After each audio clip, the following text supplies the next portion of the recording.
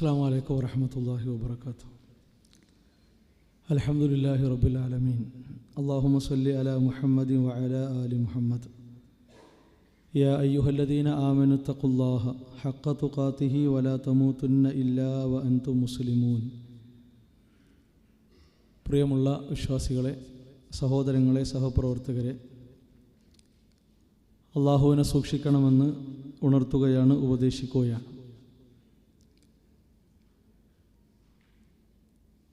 വിശുദ്ധ ഇസ്ലാമിൻ്റെ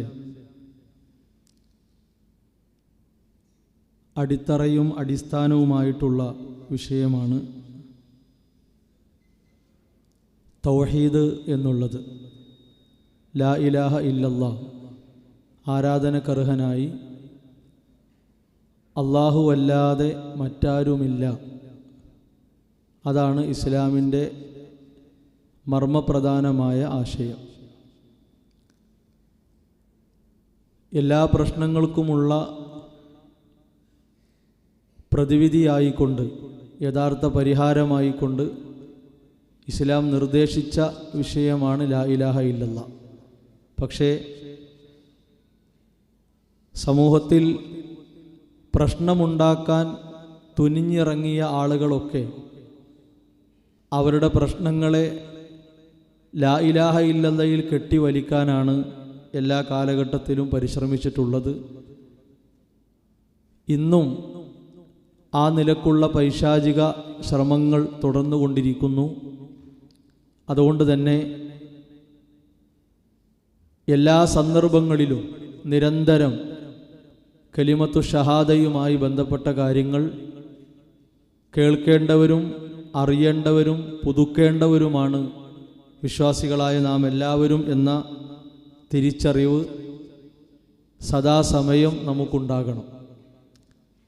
അല്ലാഹു സുബ്ഹാനഹു വ തആല വിശുദ്ധ ഖുർആനിൻ്റെ ആകത്തുകയായി സൂറത്തുൽ ഫാത്തിഹയിലൂടെ കാര്യങ്ങൾ പഠിപ്പിച്ചപ്പോൾ നമുക്ക് റബ്ബിനോട് ചോദിച്ചു വാങ്ങാനുള്ള അവകാശമായി പഠിപ്പിച്ചത് ഇഹ്ദിന സിറാത്തുൽ മുസ്തഖീം എന്നാണ്. അല്ലാഹുവേ, നേർമാർഗത്തിൽ ഞങ്ങളെ വഴി നടത്തണേ എന്നാണ്. നിരന്തരം ഇങ്ങനെ ഒരു പ്രാർത്ഥനയുടെ താല്പര്യം എന്താണ്? അതിനെക്കുറിച്ച് പണ്ഡിതന്മാർ വിശദീകരിച്ചത് കാണാം. നമ്മുടെ ഈമാനിന് ഒരു തജ്ദീദ് ഉണ്ടാക്കുക, ഒരു പുതുമയുണ്ടാക്കുക എന്നതാണ്. ഈമാനിൻ്റെ മണം മാറാതെ, അതിൻ്റെ പുതുമ പഴകാതെ മരണം വരെ നമ്മുടെ ജീവിതത്തിൽ നിലനിൽക്കണം എന്നതാണ് ആ പ്രാർത്ഥനയുടെ താല്പര്യം. റസൂലുള്ളാഹി സ്വല്ലല്ലാഹു അലൈഹി വസല്ലമ അധികരിപ്പിക്കാറുണ്ടായ പ്രാർത്ഥനയെ സംബന്ധിച്ച് മഹാനായ അനസ് റളിയല്ലാഹു അൻഹു പറഞ്ഞപ്പോൾ, അല്ലാഹുമ്മ യാ മുഖല്ലിബൽ ഖുലൂബ്, അല്ലാഹുമ്മ യാ മുസർരിഫൽ ഖുലൂബ്, ഈ രൂപത്തിലുള്ള പ്രാർത്ഥനകളാണ് നമുക്ക് കാണാൻ സാധിക്കുന്നത്. ഒരു വലിയ സമ്മാനമായി അള്ളാഹു നമ്മെ ഏൽപ്പിച്ചിട്ടുള്ള കാര്യമാണ് തൗഹീദ്. അതുകൊണ്ട് തന്നെ സാധാരണയായി സ്വീകരിക്കുന്ന സമ്മാനങ്ങളെപ്പോലെ സ്വീകരിക്കേണ്ടതോ കാണേണ്ടതോ ആയ വിഷയമല്ല തൗഹീദ്. സാധാരണ ലഭിക്കുന്ന സമ്മാനങ്ങൾ പഴകാം, ഞുരുമ്പിപ്പോകാം, നമുക്ക് തന്നെ അത് ഭാരമായി ഒഴിവാക്കപ്പെടേണ്ടതായ സാഹചര്യങ്ങൾ ഉണ്ടാകാം. ആ നിലക്കൊന്നും ഹിദായത്താകുന്ന, ഈമാനാകുന്ന, തൗഹീദാകുന്ന സമ്മാനത്തെ ഒഴിവാക്കാനോ അവഗണിക്കാനോ പാടില്ല എന്നത് വിശുദ്ധ ഇസ്ലാം പ്രാർത്ഥനയിലൂടെ തന്നെ പഠിപ്പിച്ച കാര്യമാണ്. റബ്ബനാ ലാ തുസിഗ് ഖുലൂബനാ ബഅദ ഇദ് ഹദൈതനാ വഹബ് ലനാ മിൻ ലദുൻക റഹ്മ ഇന്നക അൻതൽ വഹാബ്. അല്ലാഹുവേ, ഞങ്ങളുടെ മനസ്സുകളിൽ നിന്ന് ഹിദായത്തിനെ എടുത്തു കളയരുത് നാഥ, എടുത്തൊഴിവാക്കരുത്, ധാരാളമായി ഞങ്ങൾക്കത് നൽകണേ എന്നാണ് വിശ്വാസി പഠിപ്പിക്കപ്പെട്ടിട്ടുള്ളത്. ഈ രൂപത്തിലുള്ള കാര്യങ്ങൾ ഉൾക്കൊണ്ടു കഴിഞ്ഞാൽ ഏതൊരു സമയത്തും ആദ്യവും അവസാനവും നമുക്ക് തൗഹീദായിരിക്കും പ്രധാനം. പല ആളുകൾക്കും മടുപ്പ് ബാധിച്ച ഒരു കാലഘട്ടമാണ്. തൗഹീദുമായി ബന്ധപ്പെട്ട തർക്കങ്ങൾ, ചർച്ചകൾ കേൾക്കുമ്പോൾ വെറും കുഴപ്പമുണ്ടാക്കലാണ്, അല്ലെങ്കിൽ പ്രശ്നമുണ്ടാക്കലാണ്, ബഹളമുണ്ടാക്കലാണ്, തീരാത്ത ഒരു തർക്കമാണ്. ഈ നിലക്കുള്ള അസ്വാരസ്യങ്ങൾ, അസ്വസ്ഥതകൾ പ്രകടിപ്പിക്കുന്ന ആളുകളെ കാണാൻ സാധിക്കും. വളരെ നിസാരമായ ഉദാഹരണങ്ങളിലൂടെ, ചോദ്യങ്ങളിലൂടെ അത്തരം മടുപ്പുകളെ അല്ലെങ്കിൽ വേണ്ട എന്ന് തോന്നുന്ന മനസ്സുകളെ നമുക്ക് മാറ്റിയെടുക്കാം. നമ്മുടെ വീടിൻ്റെ അടിത്തറക്ക് വിള്ളലേറ്റാൽ അത് കാണുന്നവരോടൊക്കെ നമ്മൾ പറയുന്നു, എൻ്റെ വീടിൻ്റെ തറ പൊളിഞ്ഞിട്ടുണ്ട്, പ്രശ്നമായിട്ടുണ്ട്, വിണ്ട് കീറിയിട്ടുണ്ട്. കാണുന്നവരെല്ലാം നമ്മളോട് പറയുന്നു, അയൽവാസികൾ പറയുന്നു, കുടുംബക്കാർ പറയുന്നു, അതേപോലെ സഹപാഠികൾ പറയുന്നു, എല്ലാവരും പറയുന്നു. നമ്മളാരും അതിനെ ആ നിലക്ക്, അവരെല്ലാവരും പറയുന്നു എന്ന നിലക്ക് പ്രശ്നമായി എടുക്കാറില്ല. മറിച്ച് അതൊരു പ്രശ്നമാണ്, ഞാൻ ഇടപെട്ട് തീർക്കേണ്ടതും പരിഹരിക്കേണ്ടതുമായ പ്രശ്നമാണ്. തീർത്തില്ലെങ്കിലോ ആളുകൾ പറഞ്ഞുകൊണ്ടിരിക്കും, ആളുകൾ ചോദിച്ചുകൊണ്ടിരിക്കും, ആളുകൾ ഇടപെട്ടുകൊണ്ടിരിക്കും. വീട്ടുകാർ തന്നെയും നമുക്കെതിരാകും. എന്താണ് വീടിൻ്റെ തറ ശരിയാക്കാത്തത്? വീട് പൊളിയുമല്ലോ, വീടിൻ്റെ ചുമരിനെ ബാധിക്കും, മേൽക്കൂരയെ ബാധിക്കും, അവസാനം വീട് നിലം പൊത്തുന്ന ഒരു സാഹചര്യം ഉണ്ടാകും. കേവലം ഒരു വീടിൻ്റെ അവസ്ഥ ഇതാണെങ്കിൽ സഹോദരങ്ങളെ, അള്ളാഹുവിൻ്റെ ദീനിൻ്റെ അടിത്തറയും അടിവേരും അടിസ്ഥാനവുമാണ് തൗഹീദ്. അതിന് വിള്ളലേൽപ്പിക്കുന്ന ആളുകളെ നമ്മൾ തിരിച്ചറിഞ്ഞുകൊണ്ടേയിരിക്കണം. അവരെ തിരുത്താനുള്ള പണികളിൽ നിരന്തരം ഏർപ്പെടണം. അതാണ് ഏറ്റവും പ്രധാനം. ഒരു തടിച്ച, പടർന്ന് പന്തലിച്ച് നിൽക്കുന്ന ഒരു മരം, അതിൻ്റെ അടിവേര് ചീഞ്ഞു പോയാൽ ആ മരം കൊണ്ട് യാതൊരു ഗുണവും ഇല്ല. അതിൻ്റെ പച്ചപ്പ് നിലനിൽക്കുകയില്ല. അതിൻ്റെ ഇലകൾ വാടും, കൊമ്പുകൾ ഉണങ്ങും, അതിൽ നിന്ന് മധുരിക്കുന്ന ഫലം കിട്ടുകയില്ല. അവസാനം ചിതല് പിടിച്ച് നിലം പൊത്തുന്ന സാഹചര്യം ഉണ്ടാകും എന്നത് ഉറപ്പാണ്. നാം ജീവിക്കുന്ന സമൂഹത്തിൻ്റെ ഒരു പ്രശ്നം, കുഫറിനെ, ഈമാനെ വിറ്റ് കുഫറിനെ വാങ്ങുന്ന ആളുകളാണ്. ഹിദായത്ത് വിൽക്കുക, അതിനെ ഒരങ്ങാടിയിൽ ചരക്കാക്കി കാഴ്ചവെച്ച് വിൽക്കുകയും അതിന് പകരം കുഫർ വാങ്ങുകയും ചെയ്യുന്ന സാഹചര്യമാണ്. അല്ലാഹു സുബ്ഹാനഹു വ തആല പറഞ്ഞല്ലോ, ഇന്നല്ലദീന ഇശ്തറഉൽ കുഫറ ബിൽ ഈമാൻ, ഈമാനിന് പകരമായി അവിശ്വാസത്തെ വില കൊടുത്തു വാങ്ങുന്ന ആളുകൾ, ലൈ യദുറുല്ലാഹ ശൈഅൻ, അള്ളാഹുവിന് ഒരു കോട്ടവും വരുത്താൻ കഴിയില്ല. ഒരാൾ ഇസ്ലാമിൻ്റെ തൗഹീദ് മുഴുവനായും മാറ്റി, എനിക്ക് തൗഹീദുള്ളവനായി ജീവിക്കാൻ സൗകര്യമില്ല എന്ന് പറഞ്ഞാൽ അള്ളാഹുവിന് യാതൊന്നും ബാധിക്കൂല. ഒരാൾ ഭാഗികമായി തൗഹീദിനെ എടുത്തു, ഭാഗികമായി ഒഴിവാക്കി, അള്ളാഹ്ക്ക് യാതൊരു പ്രശ്നമല്ല. ഒരാൾ തൗഹീദിന്റെ കാര്യത്തിൽ അലംഭാവം കാണിക്കുന്നു, അശ്രദ്ധ കാണിക്കുന്നു, അള്ളാഹുവിന് യാതൊന്നും ബാധിക്കാനില്ല. മറിച്ച് ഈ നിലപാട് എടുത്തവർ ആരാണോ, വലഹും അദാബുൻ അലീം, അവർക്ക് വേദനയുള്ള ശിക്ഷയുണ്ട്, കഠിനമായ ശിക്ഷയുണ്ട് എന്നാണ്. നോക്കൂ നിങ്ങൾ, കത്തിജ്വലിക്കുന്ന നരകത്തിൽ നിന്ന് അവസാനത്തെ വ്യക്തിക്കും അള്ളാഹു മോചനം കൊടുക്കാനുള്ള മാനദണ്ഡം എന്താണ്? അത് ഈമാനാണ്, ലാ ഇലാഹ ഇല്ലല്ലാഹയാണ്. അല്ലാതെ ദുന്യാവിൽ അയാൾ ചെയ്തു കൂട്ടിയ കർമ്മങ്ങളല്ല. ആ കർമ്മങ്ങൾക്കെല്ലാം പ്രചോദനമായിട്ടുള്ള, പ്രേരകമായിട്ടുള്ള ലാ ഇലാഹ ഇല്ലല്ലാഹയാണ്. അതുകൊണ്ടാണ് മഹാനായ സ്വഹാബി അബൂ ഹുറൈറ റളിയല്ലാഹു അൻഹു നബി സല്ലല്ലാഹു അലൈഹി വസല്ലമയോട് ചോദിച്ചല്ലോ, മൻ അസ്അദുൻ നാസി ബിശഫാഅതിക യൗമൽ ഖിയാമ യാ റസൂലല്ലാഹ്, അല്ലാഹുവിൻ്റെ ദൂതരെ, അങ്ങയുടെ ശുപാർശക്ക് ഏറ്റവും സൗഭാഗ്യം സിദ്ധിക്കുന്നവർ ആരാണ്?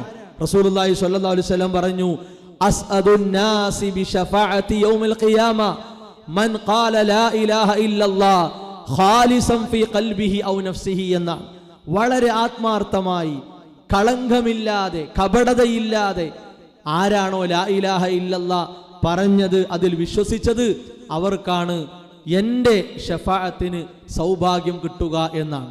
സ്വാഭാവികമായും പലരും ആലോചിക്കുന്ന ഒരു കാര്യമുണ്ട്, അഥവാ ഹിദായത്തൊക്കെ മാറ്റിവെച്ച് ഈമാനിൻ്റെ വഴി ഒഴിവാക്കി വേണ്ടാത്തരങ്ങളിലൂടെ, വൃത്തികേടുകളിലൂടെ ജീവിക്കുന്ന ആളുകൾ അവർ വളരുകയാണ്, അവർ ഉയരുകയാണ്, അവർ ഒരുപാട് ഉയർച്ചയുടെ പടവുകൾ കയറുകയാണ്.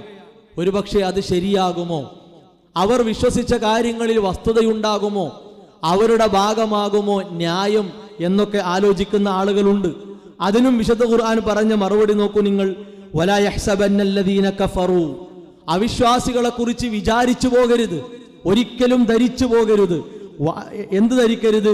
അന്നമാ നുംലി ലഹും ഖൈറുൽ ലി അൻഫുസിഹിം, അവർക്ക് ഒരുപാട് ഖൈർ കിട്ടുന്നുണ്ടല്ലോ, അവർ ഭൗതികമായി ഉയരുന്നു, ഒരുപാട് മെച്ചപ്പെട്ട പുരോഗതി പ്രാപിച്ച അവസ്ഥയിലേക്ക് എത്തുന്നു, അവരുടെ കൂടെ വേണ്ടുവോളം ആളുകളുണ്ട്, രാഷ്ട്രീയ പിൻബലമുണ്ട്, സാമ്പത്തിക ശേഷിയുണ്ട്, എല്ലാം അവർക്കുണ്ട്. നമ്മൾ അങ്ങനെ വിചാരിച്ചു പോകരുത്. ഇന്നമാ നുംലി ലഹും ലിയസ്ദാദു ഇസ്മാ, നാം അവരെ ഉയർത്തുന്നത്, അവരെ വളർത്തുന്നത് ഒരുപാട് പാപങ്ങൾ ചെയ്യട്ടെ, അവർ ഇനിയും തെറ്റുകളിൽ മുഴുകി, വേണ്ടാത്തരങ്ങളിൽ മുഴുകി, അന്ധവിശ്വാസങ്ങളിൽ മുഴുകി, അങ്ങനെ അവർക്ക് അല്ലാഹു കണക്കാക്കിയ ഒരു സമയം വരെ അവർ പോകട്ടെ. വലഹും അദാബും മുഹീൻ, അവർക്ക് വളരെ നിന്ദ്യമായ ശിക്ഷ അല്ലാഹു ഒരുക്കിയിട്ടുണ്ട് എന്നാണ്. അതുകൊണ്ട് തൗഹീദ് വിട്ട് വിലസുന്ന, തൗഹീദ് വിട്ട് ജീവിക്കുന്ന ആളുകളുടെ ഉയർച്ച കണ്ട് നമ്മൾ അന്താളിച്ച് പരിഭ്രമിച്ചു പോകരുത്. കാരണം അൻതുമുല്ല അലൗന ഇൻ കുൻതും മുഅ്മിനീൻ, നിങ്ങൾ ഈമാനുള്ളവരാണോ നിങ്ങൾക്ക് തന്നെയാണ് ഉന്നതിയുള്ളത്, നിങ്ങൾക്ക് തന്നെയാണ് അഭിവൃദ്ധിയുള്ളത്, നിങ്ങൾക്ക് തന്നെയാണ് ഉയരങ്ങൾ താണ്ടാനും കീഴടക്കാനും സാധിക്കുക എന്നത് അല്ലാഹു സുബ്ഹാനഹു വ തആല അറിയിച്ച കാര്യമാണ്. അതുകൊണ്ട് നിഷിദ്ധങ്ങളുടെ, വേണ്ടാത്തരങ്ങളുടെ ജനബാഹുല്യം കണ്ട് അത്ഭുതപ്പെട്ട് ആശ്ചര്യപ്പെട്ടു പോകുന്ന ഒരവസ്ഥ വിശ്വാസികളായ നമുക്കുണ്ടാവാൻ പാടില്ല. നമ്മൾ പലപ്പോഴും രോഗങ്ങളെ തിരിച്ചറിയാൻ ശ്രമിക്കുന്നവരാണ്. ആ രോഗങ്ങളെ തിരിച്ചറിഞ്ഞ് അതിനു വേണ്ട ചികിത്സ കൊടുക്കുന്നവരുമാണ്. രോഗം ഏത് ശരീരത്തിൽ ഉണ്ട് നോക്കാറില്ല. കുടുംബത്തിലാണോ, അയൽപ്പക്കത്താണോ, നാട്ടിലുള്ളവരാണോ, ആരാണ് എന്ന് നോക്കാറില്ല. ആരാണോ രോഗി അയാൾക്ക് രോഗമുണ്ട് എന്നാണ് നമ്മൾ പറയുക. നിനക്ക് രോഗമുണ്ട്, നിങ്ങൾക്ക് പ്രശ്നമുണ്ട്, നിങ്ങൾ ചികിത്സിക്കണം, ഈ രോഗത്തെ ഭേദമാക്കാനുള്ള പണിയെടുക്കണം, ഇതാണ് നമ്മൾ പറയുക. അവിടെ നമുക്ക് ആലസ്യം പാടില്ല, ഒരിക്കലും മടുപ്പ് പാടില്ല. ബാപ്പയുടെ മുഖത്ത് നോക്കി തൗഹീദ് ശബ്ദിച്ച ഇബ്രാഹിം നബി അലൈഹിസ്സലാമയുടെ പാരമ്പര്യമാണ് നമുക്കുള്ളത്. തന്റെ മകനെ ചേർത്ത് പിടിച്ച് തൗഹീദ് പഠിപ്പിച്ചു കൊടുത്ത ലുഖ്മാൻ അലൈഹിസ്സലാമയുടെ പാരമ്പര്യമാണ് നമുക്കുള്ളത്. യാക്കൂബ് നബി അലൈഹിസ്സലാം മരണസമയത്ത് മക്കളെ വിളിച്ചുകൂട്ടി, ബാപ്പയുടെ കാലശേഷം ഏതൊരു മാർഗത്തിലാണ് നിങ്ങൾ ഉണ്ടാവുക എന്ന് ചോദിച്ച് അവരെ തൗഹീദിൽ ഉറപ്പിച്ച പ്രവാചകന്മാരുടെ പാരമ്പര്യമാണ് നമുക്കുള്ളത്. തന്റെ പിതൃവ്യൻ ഖുറൈശി തറവാട്ടിലെ പ്രമുഖനാണ്, ഖുറൈശികൾക്ക് വേണ്ടപ്പെട്ട വ്യക്തിയാണ്. റസൂലുള്ളാഹി സ്വല്ലല്ലാഹു അലൈഹി വസല്ലമ തന്റെ പിതൃവ്യനെ സ്നേഹത്തോടെ വിളിച്ചുകൊണ്ട് ഖുൽ യാ അമ്മി ലാ ഇലാഹ ഇല്ലല്ലാഹ്, എന്റെ പിതൃവ്യ നിങ്ങളൊന്ന് ലാ ഇലാഹ ഇല്ലല്ലാഹ് പറയണം. നാളെ അല്ലാഹുവിന്റെ കോടതിയിൽ നിങ്ങൾക്ക് വേണ്ടി വാദിക്കാൻ, വർത്തമാനം പറയാൻ അത് കാരണം എനിക്ക് സാധിക്കുമെന്ന് റസൂലുള്ളാഹി സ്വല്ലല്ലാഹു അലൈഹി വസല്ലമ പറഞ്ഞ ചരിത്രം നമ്മുടെ മുമ്പിലുണ്ട്. മഹാനായ അംർ ഇബ്നു ആസ് റളിയല്ലാഹു അൻഹു തന്റെ സ്നേഹിതന്മാരായ, തന്റെ അടുത്ത് ഇടപഴകി ജീവിച്ച സ്വഹാബത്ത് അദ്ദേഹത്തിന് മരണമാസന്നമായ സന്ദർഭത്തിൽ സന്ദർശകരായി വന്നപ്പോ അവരോടും പറഞ്ഞു, ഇന്ന അഫ്ളല മാ നുഇദ്ദു ഷഹാദത്തു അല്ലാ ഇലാഹ ഇല്ലല്ലാഹ് വ അന്ന മുഹമ്മദൻ റസൂലുള്ളാഹി സ്വല്ലല്ലാഹു അലൈഹി വസല്ലമ. സ്വഹാബത്തെ, നമ്മുടെ ജീവിതത്തിൽ ഏറ്റവും വിലപിടിപ്പുള്ള സമ്പത്തായി നമ്മൾ കണ്ടത് ഷഹാദത്ത് കലിമയാണ്, മുഹമ്മദ് റസൂലുള്ളാഹി സ്വല്ലല്ലാഹു അലൈഹി വസല്ലമയാണ്. അതിന് തുല്യമായി ഒന്നും തന്നെ ഇല്ല എന്ന വളരെ തിളക്കമുള്ള ചരിത്രങ്ങൾ വിശ്വാസികളായ നമ്മുടെ ജീവിതത്തിൽ നമ്മുടെ മുമ്പിലുണ്ട്. അതുകൊണ്ട് തന്നെ ആരോടും നമുക്ക് പറയാം, എവിടെ ശിർക്കുണ്ടോ, എവിടെ കുഫറുണ്ടോ അവിടെ കയറി ഇടപെടാം. അത് ഈമാൻ തരുന്ന ഒരു ധൈര്യമാണ്, ഈമാൻ തരുന്ന ഒരു ബലമാണ്. നമ്മുടെ നാട്ടിൽ ലാ ഇലാഹ ഇല്ലല്ലാഹ് എന്ന കലിമത്തിനെ പല നിലക്ക് മനസ്സിലാക്കിയ ആളുകൾ ഉണ്ട്. അതിൻ്റെ എല്ലാം ഉറവിടം മക്കയിലുള്ള മുശ്രിക്കുകളാണ്.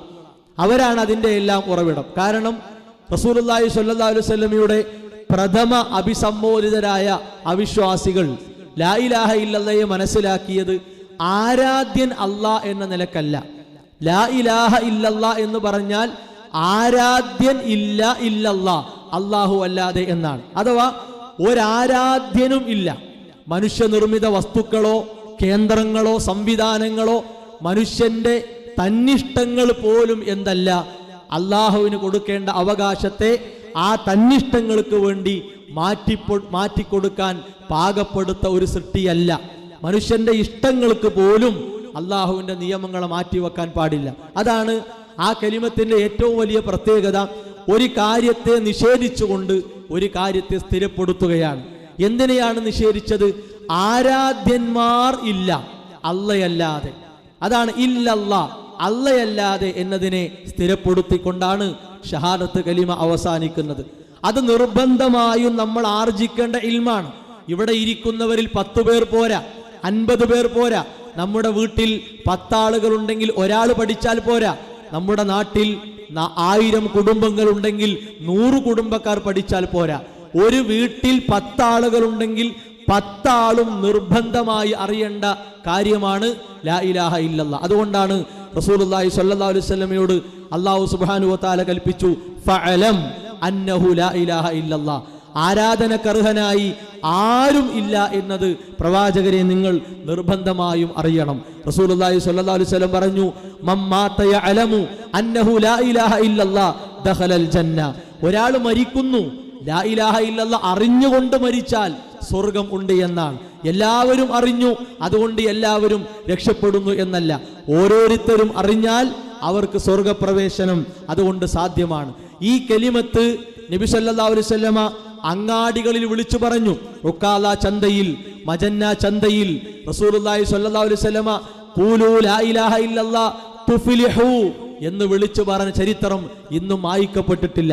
ആ ചരിത്രം വിളിച്ചു പറഞ്ഞപ്പോ ശപിക്കപ്പെട്ട അബൂ ലഹബ് മുമ്പിൽ കയറി പറഞ്ഞു, ഇവനെ നിങ്ങൾ കാര്യാക്കണ്ട, ഇവനെങ്ങനെ പലതും പറയും, അത് നിങ്ങൾ പിന്നെ കേൾക്കേണ്ടതില്ല. ഇവൻ ഭ്രാന്തനാണ്, ഇവൻ പിഴച്ചവനാണ്, ഇവൻ മാരണക്കാരനാണ്, ഇവൻ ജാലവിദ്യക്കാരനാണ്, അതുകൊണ്ട് നിങ്ങൾ ഇവന്റെ വാക്കിനെ കേൾക്കേണ്ടതില്ല എന്ന നിലക്ക് റസൂലുള്ളാഹി സ്വല്ലല്ലാഹു അലൈഹി വസല്ലമയെ പരിഹസിച്ചു. ആ പരിഹാസങ്ങൾക്ക് മുമ്പിൽ പത്തിമടക്കി നബി സല്ലല്ലാഹു അലൈഹി വസല്ലമ തൗഹീദിന്റെ ഈ ശബ്ദം കേൾപ്പിക്കൽ അവസാനിപ്പിച്ചിട്ടില്ല എങ്കിൽ സഹോദരങ്ങളെ, എത്ര തിരക്കുണ്ടെങ്കിലും എത്ര പ്രശ്നമുണ്ടെങ്കിലും നമുക്ക് അരോചകമായി ഈ കലിമത്ത് മാറാൻ പാടില്ല. അതേ ശപിക്കപ്പെട്ടവൻ നബി സല്ലല്ലാഹു അലൈഹി വസല്ലമയുടെ പിറകിലേക്ക് നിൽക്കും, എന്നിട്ടോ അവിടെ നിന്ന് കല്ലുകൾ കൊണ്ട് എറിയും. ഇമാം ദാരിമി റഹിമഹുല്ലാഹ് ഉദ്ധരിച്ച ഹദീസിൽ കാണാം, അദ്മാ കഅബൈഹി, കാൽപാദങ്ങൾ ചോര ഒലിക്കുന്ന രീതിയിൽ മുട്ടിന്റെ താഴെ മുതൽ ചോര ഒലിക്കുന്ന രൂപത്തിൽ റസൂലുള്ളാഹി സ്വല്ലല്ലാഹു അലൈഹി വസല്ലമ ചരിത്രത്തിൽ കഴിഞ്ഞു പോയിട്ടുണ്ടെങ്കിൽ സഹോദരങ്ങളെ, ഒരു കല്ലേറ് നമുക്ക് പ്രശ്നമല്ല, ഒരു ഭീഷണി നമുക്ക് പ്രശ്നമല്ല, ആരെങ്കിലും കണ്ണുരുട്ടിയാൽ നമുക്കത് കുഴപ്പമല്ല, ആരെങ്കിലും വേലി കെട്ടി തടഞ്ഞാൽ നമുക്കത് പ്രശ്നമല്ല, ആരെങ്കിലും ഉപരോധം ഏർപ്പെടുത്തിയാൽ നമുക്കത് പ്രശ്നമല്ല. ശാരീരിക മാനസിക മർദ്ദനങ്ങൾ ഏറ്റുവാങ്ങി നബി സല്ലല്ലാഹു അലൈഹി വസല്ലമ 23 വർഷക്കാലം ഈ കലിമത്തിലേക്ക് ജനങ്ങളെ വിളിച്ചിട്ടുണ്ടെങ്കിൽ അതാണ് നമുക്ക് മാതൃക, അതാണ് നമ്മുടെ വഴി. അതുകൊണ്ട് തന്നെ തളർച്ചയോ ക്ഷീണമോ അലസതയോ മടിയോ ഈ തൗഹീദിന്റെ വാഹകരായി പോകുമ്പോൾ നമുക്കുണ്ടാകാൻ പാടില്ല എന്നത് തിളക്കമുള്ള ചരിത്രങ്ങൾ നമ്മെ പഠിപ്പിക്കുന്ന യാഥാർത്ഥ്യമാണ്. ഇതെല്ലാം കേട്ട് അവർ മനസ്സിലാക്കിയത് റബ്ബ് അള്ളയാണ്, സൃഷ്ടാവ് അള്ളയാണ്, നിയന്ത്രകൻ അള്ളയാണ്. അതൊക്കെ അവർ അംഗീകരിച്ചു. പക്ഷേ ലാത്തയും ഉസ്സയും മനാത്തയും ഹുബുലും വെടിഞ്ഞുകൊണ്ടുള്ള ഒരു ജീവിതം അവർ ആഗ്രഹിച്ചില്ല. ആ നിർമ്മിത ആരാധ്യ വസ്തുക്കളെ അവർക്ക് ആവശ്യമായിരുന്നു. അതാണ് ഇസ്ലാം പറഞ്ഞത്, അതൊക്കെ അള്ളാഹ്ക്ക് പുറമെയുള്ള ആരാധ്യ വസ്തുക്കളാണ്, അവയെ നിങ്ങൾ ഒഴിവാക്കണം, എന്നിട്ട് ഏക ആരാധ്യനായ അള്ളാഹുവിലേക്ക് നിങ്ങൾ വരണം. അവർ പറഞ്ഞു, അജഅലൽ ആലിഹത ഇലാഹൻ വാഹിദ, എല്ലാ ആരാധ്യന്മാരെയും നീ ഒന്നാക്കി മാറ്റുകയാണോ? ഇന്ന ഹാദാ ലശൈഉൻ ഉജാബ്, ഇത് അത്ഭുതകരമായ ആശ്ചര്യാവഹമായ ഒരു കാര്യമാണ്. പൂർവികർ കൈമാറി തന്ന അള്ളാഹുവിലേക്ക് അടുക്കാൻ വേണ്ടി ഇടയാളന്മാരായി ഞങ്ങൾ സ്വീകരിച്ച, പരലോകത്ത് ശുപാർശകരായി ഞങ്ങൾക്ക് കിട്ടാനുള്ള, അള്ളാഹു പല കഴിവും അവർക്ക് കൊടുത്തിട്ടുണ്ട് എന്ന സങ്കല്പത്തിൽ ഞങ്ങൾ കൊണ്ടു നടക്കുന്ന ഈ ലാത്തയും ഉസ്സയും മനാത്തയും ഹുബുലുമൊക്കെ മാറ്റപ്പെടണം എന്നാണോ നീ പറയുന്നത്? ഇത് അത്ഭുതകരമായ ഒരു കാര്യമാണ്. യഥാർത്ഥത്തിൽ ഏക ആരാധ്യന് അവർ ഉൾക്കൊണ്ടില്ല, മറിച്ച് ആ ആരാധ്യന് കൊടുക്കേണ്ടത് ഈ ആരാധ്യ വസ്തുക്കൾക്ക് കൊടുക്കുകയാണ്. ഒരിക്കലും ലാത്ത റബ്ബാണ്, ലാത്ത ഖാലിഖാണ്, ലാത്ത മുദബ്ബിറാണ്, ലാത്ത ഇലാഹാണ് എന്നൊന്നും അവർ വിശ്വസിച്ചില്ല. മറിച്ച് എന്താണ്, ലാത്തക്കും ഉസ്സക്കും മനാത്തക്കും ഹുബുലിനും ചില കഴിവല്ല കൊടുത്തിട്ടുണ്ട്. ഞങ്ങളുടെ ജീവിതത്തിൽ ഇടപെടാൻ പറ്റുന്ന രൂപത്തിൽ അവർക്ക് അള്ളാഹു കഴിവ് കൊടുത്തിട്ടുണ്ട്. ആ സങ്കല്പം പിന്നീട് ഷിയാക്കൾ ഏറ്റെടുക്കുകയാണ്. ലോകത്ത് മക്കാ മുശ്രിക്കുകൾക്ക് ശേഷം കൊടുത്ത കഴിവ് എന്ന പിഴച്ച വാദം പുറത്തെടുത്തത് ഷിയാക്കളാണ്. അവർക്ക് ജാറം പ്രധാനമായിരുന്നു, മക്ബറകൾ പ്രധാനമായിരുന്നു. അതുകൊണ്ട് തന്നെ ആ ജാറങ്ങളും മക്ബറകളും വലുതാക്കണമെങ്കിൽ അതിലേക്ക് ആളുകൾ വരണം. അതിന് കൊടുത്ത കഴിവ് എന്ന ഒരു സങ്കല്പം അവർ ഉണ്ടാക്കി. പിന്നീട് സൂഫികൾ അത് കടമെടുത്തു. അജ്മീറടക്കം, നാഗൂറടക്കം, മുത്തുപ്പേട്ടയടക്കമുള്ള ജാറങ്ങൾ വികസിച്ചു വന്നു. എണ്ണമറ്റ ത്വരീഖത്തുകൾ, ഖാദിരിയ, നക്ഷബന്ദിയ, സുഹറബന്ദിയ, റിഫാഇയ, തീജാനിയ ത്വരീഖത്തുകൾ ഉണ്ടായി. ഈ ത്വരീഖത്തുകളിൽ ഏതെങ്കിലും ഒന്ന് സ്വീകരിച്ചില്ലെങ്കിൽ അവന് ഇസ്ലാമില്ല എന്ന വാദഗതി ഉണ്ടായി. ആ ത്വരീഖത്ത് എവിടേക്ക് എത്തിച്ചു? എല്ലാം അള്ളയാണ്, എവിടെ നോക്കിയാലും അള്ളയാണ്, എല്ലാറ്റിലും അള്ളാഹുവിന്റെ കഴിവുണ്ട് എന്ന പിഴച്ച ജൂത ക്രൈസ്തവ വിശ്വാസത്തിലേക്ക് അത് കൊണ്ടെത്തിച്ചു. അദ്വൈത അവതാരവാദം സമൂഹത്തിൽ വ്യാപിച്ചു. ബറേലവികൾ അത് ഏറ്റെടുത്തു. നമ്മുടെ നാട്ടിലേക്ക് അശ്അരി മാതുരീദി ത്വരീഖത്തുകളിലൂടെ അത് കടന്നു വന്നു. അശ്അരിയാക്കളും മാതുരീദിയാക്കളും ലാ ഇലാഹ ഇല്ലല്ലയെ മനസ്സിലാക്കിയത് ഇലാഹില്ല എന്ന് പറഞ്ഞാൽ സൃഷ്ടാവില്ല, റബ്ബില്ല, അള്ളയല്ലാതെ എന്നാണ്. സൃഷ്ടാവും റബ്ബും ഒക്കെ അള്ളയാണ്. അപ്പൊ ഈ സങ്കല്പം വന്നാൽ എന്തായി? അള്ളാഹു അല്ലാത്ത പലരെയും വിളിക്കാം. കാരണം എന്താ? അവരൊന്നും റബ്ബല്ല, അവരൊന്നും ഖാലിഖല്ല, അവരൊന്നും മുദബ്ബിറല്ല എന്ന വിശ്വാസം വെച്ചുകൊണ്ട് ആരെയും വിളിക്കാം. ഏത് ജാറത്തിലുള്ള ആളെയും വിളിക്കാം, ഏത് മരണപ്പെട്ടവനെയും വിളിക്കാം എന്ന ഒരു സങ്കല്പത്തിലേക്ക് നമ്മുടെ നാട്ടിലെ സമസ്തക്കാർ ഷിയാക്കളെയും സൂഫികളെയും പിൻപറ്റി അശ്അരി മാതുരീദി ത്വരീഖത്തുകൾ വിശ്വാസ കാര്യങ്ങൾക്ക് വേണ്ടി സ്വീകരിച്ച് ലാ ഇലാഹ ഇല്ലല്ലയുടെ അർത്ഥം റബ്ബ് അള്ളയാണ്, ഖാലിഖ് അള്ളയാണ്. ഈ അടുത്ത് ഇപ്പോ കഴിഞ്ഞ ആഴ്ചയിൽ കോട്ടക്കലിൽ വെച്ച് കാന്തപുരം മുസ്ലിയാർ ഒന്നുകൂടി അത് പ്രഖ്യാപിച്ചു. എന്താ പ്രഖ്യാപിച്ചത്? ആ റബ്ബ് അള്ളയാണെന്ന് വിശ്വസിച്ചു പോകുന്നവരാണ് നമ്മൾ. അത് തെറ്റാണ്. മക്കത്തെ മുശ്രിക്കിന്റെ വിശ്വാസമാണ്. അള്ളാഹു റബ്ബാണ് എന്ന കാര്യം തെറ്റി എന്നല്ല, മറിച്ച് ലാ ഇലാഹ ഇല്ലല്ലയുടെ അർത്ഥം, ഇസ്ലാമിന്റെ തൗഹീദ് എന്ന് പറഞ്ഞാൽ റബ്ബ് അള്ളയാണ്, അങ്ങനെയല്ല. ഇലാഹ് അള്ളയാണ്, ആരാധ്യൻ അള്ളയാണ്. ഇവിടെ ഒരു കാര്യം കൂടി മനസ്സിലാക്കണം. ആരാധ്യൻ അള്ളയാണ് എന്ന് വിശ്വസിച്ചാൽ റബ്ബ് അള്ളയാണ്, ഖാലിഖ് അള്ളയാണ് എന്ന കാര്യങ്ങളൊക്കെ അതിലേക്ക് വരികയാണ്. അത് ഖുർആൻ സൂറത്ത് റൂമിൽ കാണാം. അള്ളാഹുവിന്റെ ഓരോ കഴിവുകൾ എടുത്തു പറഞ്ഞു. എന്നിട്ട് ഖുർആൻ ചോദിക്കുന്നു, അഇലാഹും മഅല്ലാഹ്, അഇലാഹും മഅല്ലാഹ്. എത്ര തവണയാണ് അള്ളാഹു ചോദിച്ചത്? ആരാധ്യൻ അള്ളാന്റെ കൂടെ വേറെ ആരാധ്യനുണ്ടോ? അപ്പൊ എന്താ അർത്ഥം? ആരാധ്യൻ അള്ളയാണെന്ന് ഉൾക്കൊണ്ട് കഴിഞ്ഞാൽ ആകാശങ്ങളെ പടച്ചവൻ, ഭൂമികളെ പടച്ചവൻ, ജന്തുക്കളെ പടച്ചവൻ, സസ്യങ്ങളെ പടച്ചവൻ, എല്ലാം നിയന്ത്രിക്കുന്നവൻ അള്ളയാണെന്ന് മനസ്സിലാക്കാൻ ഒരു പ്രയാസവും ഉണ്ടാവുകയില്ല. അപ്പൊ ഇതിൽ ഇവർക്ക് ഭീമമായ വലിയ അബദ്ധം, പിഴവാണ് വന്നിട്ടുള്ളത്. അവരെ തുടർന്ന് അവരെ പിന്നാലെ തന്നെ കേരളത്തിൽ 927 കാലഘട്ടങ്ങളിൽ എത്തിയ വിഭാഗമാണ് തബ്ലീഗ് ജമാഅത്ത്. തബ്ലീഗ് ജമാഅത്തിന് എവിടെയാണ് പിഴച്ചത് എന്ന് വാതോരാറെ ചോദിക്കുന്ന ആളുകളുണ്ട്. പുറത്ത് കണ്ടാൽ പിഴവൊന്നുമില്ല, അതങ്ങനെയാണ്. ചില വസ്തുക്കളെ നമ്മൾ പുറത്തുനിന്ന് കണ്ട ഒരു കുഴപ്പമില്ല. നല്ല പഴം മഞ്ഞ നിറമായിരിക്കും, പക്ഷെ അകം അത് പുഴുവരിക്കുന്നുണ്ടാകും. എല്ലാറ്റിൻ്റെയും അവസ്ഥ അങ്ങനെയാണ്. നമ്മുടെ ശരീരം, നമ്മുടെ കണ്ണിൽ കുഴപ്പമില്ല. ഒരു മേജർ പരിശോധനയ്ക്ക് വിധേയമാക്കപ്പെട്ടാലോ കുഴപ്പങ്ങളുടെ ഏറും തല്ലായിരിക്കും. അതാണ്, പുറമല്ല അകമാണ് പ്രധാനം. തബ്ലീഗ് ജമാഅത്തിനെ സംബന്ധിച്ചിടത്തോളം അതിൻ്റെ പിഴവ് മനസ്സിലാകപ്പെടാച്ചാൽ ക്യാൻസറൊക്കെ ഒരു 4th സ്റ്റേജിൽ എത്തുന്ന സാഹചര്യം ഉണ്ടാകുമല്ലോ. എല്ലാ വേദനയും സഹിച്ച് അവസാനം പരിശോധിക്കപ്പെടുമ്പോൾ ഇത് 4ാം സ്റ്റേജിൽ എത്തിയിട്ടുണ്ട്, ഇനി പരിഹാരമൊന്നുമില്ല എന്ന പോലെയാണ്. അവരെ പിന്നാലെ കൂടി അവസാനം അജ്മീറിലും നാഗൂറിലും മുത്തുപ്പേട്ടയിലും എത്തുമ്പോഴാണ് അല്ലാ ഞാൻ എവിടെ എത്തി. അഥവാ ഷിർക്കിന്റെ വഴിയിലാണ് അവരും ഉള്ളത്. അവർക്ക് ത്വരീഖത്തുകൾ വേണം, അവർക്ക് ജാറങ്ങൾ വേണം, അവർക്ക് നിർമ്മിത ആഘോഷങ്ങൾ വേണം, എല്ലാം അവർക്കും ഉണ്ട്, മാറ്റമില്ല. ഒരു നാണയത്തിന്റെ ഇരുവശങ്ങളായി സമസ്തയും തബ്ലീഗും പോവുകയാണ്.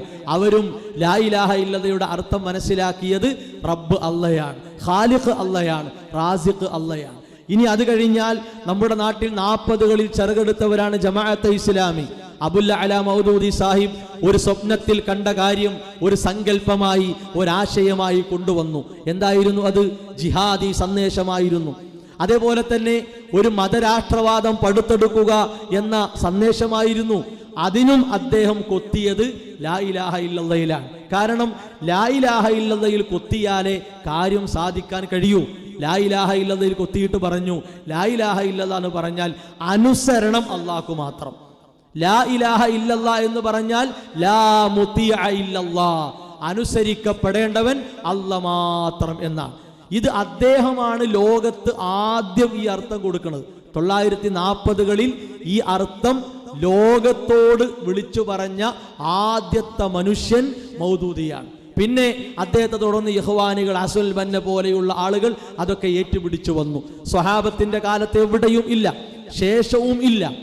എന്തിനായിരുന്നു? ഒന്ന്, ഇസ്ലാമിന്റെ തൗഹീദ് എന്ന് പറഞ്ഞാൽ ജിഹാദാണ്. അത് വാളെടുക്കലാണ്, വീരവാദം മുഴക്കലാണ്, വീമ്പിളക്കലാണ്, വൈകാരിക മുദ്രാവാക്യങ്ങൾ മുഴക്കലാണ് എന്ന ഒരു അജണ്ടയായിരുന്നു അദ്ദേഹത്തിനുണ്ടായിരുന്നത്. അതുപോലെ ഒരു രാഷ്ട്രീയ മുഖം കൊണ്ടുവന്ന് ഖവാരിജിയത്തിനെ പിൻപറ്റി, ഇഖ്വാനികളെ പിൻപറ്റി ഇവിടെ മതം കൃത്യമായി കൊണ്ടു നടക്കുന്നവരെ വേദനിപ്പിക്കുക എന്ന അജണ്ടയായിരുന്നു. സൂറത്തുൽ ഫാത്തിഹയിലെ ഇയ്യാക നഅ്ബുദു വ ഇയ്യാക നസ്തഈൻ എന്ന ആയത്തിനും സൂറത്ത് ബഖറയിലെ യാ അയ്യുഹന്നാസ് ഉഅ്ബുദു റബ്ബക്കും എന്ന ആയത്തിനും അദ്ദേഹം മാറ്റം വരുത്തി.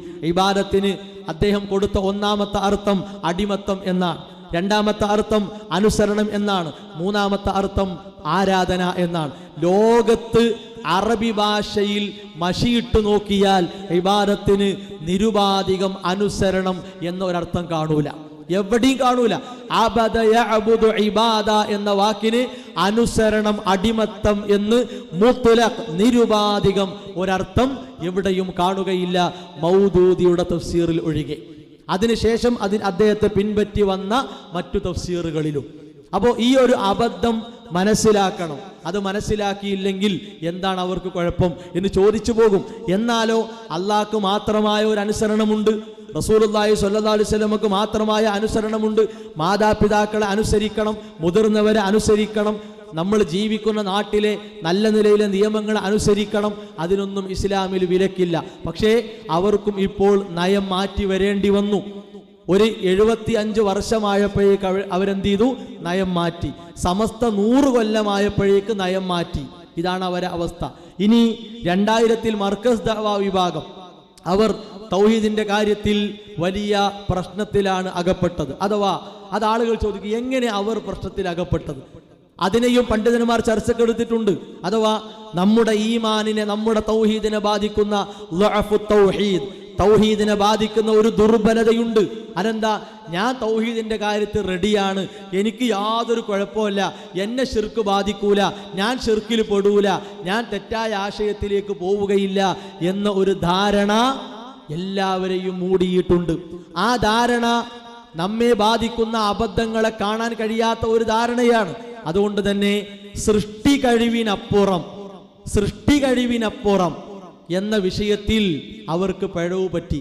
കാര്യകാരണ ബന്ധങ്ങൾക്കപ്പുറം ഇടപെടാൻ കഴിവുള്ളവൻ, അഥവാ സൃഷ്ടികളായ നമ്മുടെ ജീവിതത്തിൽ ഓരോ കാര്യങ്ങൾ നടക്കണമെങ്കിൽ കാരണങ്ങളുണ്ട്. ഇപ്പൊ ഇവിടെ ഈ ഉള്ളവൻ സംസാരിക്കുന്നു, സംസാരിക്കാൻ, ആ സംസാരം നിങ്ങളിലേക്ക് എത്താൻ ഇതൊരു കാരണമാണ്, മൈക്കൊരു കാരണമാണ്. ഈ ഉള്ളവന് ഇവിടെ നിൽക്കാൻ സ്റ്റാൻഡ് ഒരു കാരണമാണ്. നിങ്ങളോട് ഈ കാര്യങ്ങൾ പറയണമെങ്കിൽ ഒരുങ്ങുക എന്നതൊരു കാരണമാണ്. ഈ കാരണങ്ങളില്ലാതെ ഞാൻ ഇവിടുന്ന് ഒച്ചയിട്ടാൽ പുറത്തുള്ളവരെ കേൾപ്പിക്കാൻ കഴിയൂല. അപ്പൊ കാരണങ്ങളില്ലാതെയും കാരണങ്ങൾ ഉണ്ടായും നമ്മുടെ ജീവിതത്തിൽ ഇടപെടുന്ന ഏക ശക്തി അല്ലാഹ് മാത്രമാണ്. കാരണങ്ങളില്ലാതെ ഇടപെടാൻ ഒരു സൃഷ്ടിക്കും സാധ്യമല്ല.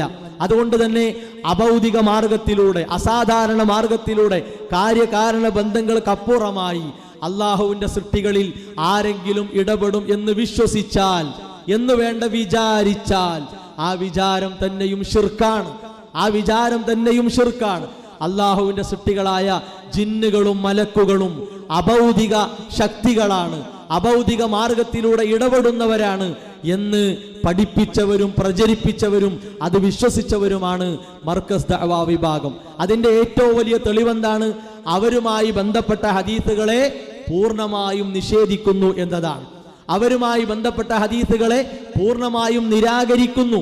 ഇപ്പോഴും ആ നിരാസം അവർ തുടർന്നുകൊണ്ടിരിക്കുന്നു എന്നതാണ് അവരെ തൗഹീദിന് ദുർബലത ബാധിച്ചിട്ടുണ്ട് എന്നതിന്റെ ഏറ്റവും വലിയ തെളിവ്.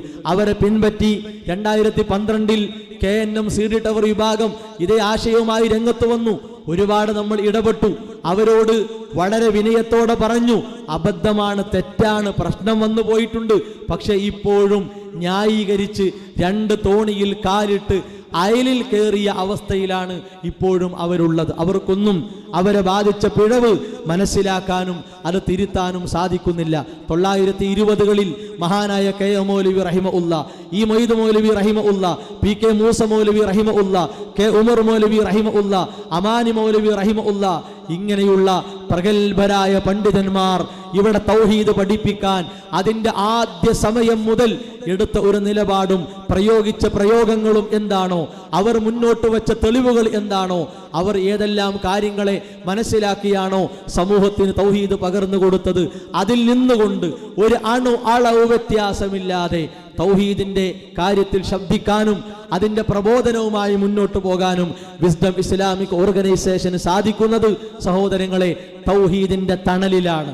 തൗഹീദാണ് മർമ്മം, അതാണ് അടിസ്ഥാനം, അതാണ് അടിത്തറ എന്ന് മനസ്സിലാക്കി ഉറച്ചു നിൽക്കാൻ കണിശത കാണിച്ചത് കൊണ്ടാണ്. അതിനാൽ ഈ വിഷയം ഒരു പ്രശ്നമുള്ളതല്ല എന്ന ഒരു സമീപനം നമുക്കുണ്ടാകരുത്. അതൊക്കെ ആരെങ്കിലും നോക്കിക്കോട്ടെ, ഞാനതിലേക്ക് ചെവി കൊടുക്കുന്നില്ല എന്ന ഒരു മനോഭാവം നമ്മെ ബാധിക്കരുത്. ഏറ്റവും ആദ്യവും നമ്മുടെ യാത്രയിലും ഏറ്റവും ഒടുക്കത്തിലും നമുക്ക് വേണ്ടത് തൗഹീദാണ്. അതില്ലെങ്കിൽ ഒരു കർമ്മവും അല്ലാഹു സ്വീകരിക്കുകയില്ല. എല്ലാം പൊളിഞ്ഞ് പാളിപ്പോകും, എല്ലാം തകർന്ന് തരിപ്പണമാകും എന്നത് വിശുദ്ധ ഇസ്ലാമിന്റെ അധ്യാപനമാണ്. അതിനാൽ നമ്മുടെ വിയർപ്പിന് ഫലമുണ്ടാകണമെങ്കിൽ, നമ്മുടെ പ്രയത്നങ്ങൾക്ക് അല്ലാഹുവിൽ സ്വീകാര്യ കിട്ടണമെങ്കിൽ ലാ ഇലാഹ ഇല്ലല്ലാഹയിൽ അടിയുറച്ച് അത് മുറുകെ പിടിച്ച് അവസാന നിമിഷവും ആ കലിമത്ത് ഉച്ചരിച്ച് അല്ലാഹുവിലേക്ക് മടങ്ങുന്നവരിൽ ഉൾപ്പെടാൻ നാം ഓരോരുത്തരും ആഗ്രഹിക്കുക. അല്ലാഹു അതിനുള്ള സൗഭാഗ്യം പ്രദാനം ചെയ്യുമാറാകട്ടെ. വസല്ലല്ലാഹു അലാ മുഹമ്മദ് വഅലാ ആലിഹി വഅസ്ഹാബിഹി അജ്മഈൻ വൽഹംദുലില്ലാഹി റബ്ബിൽ ആലമീൻ.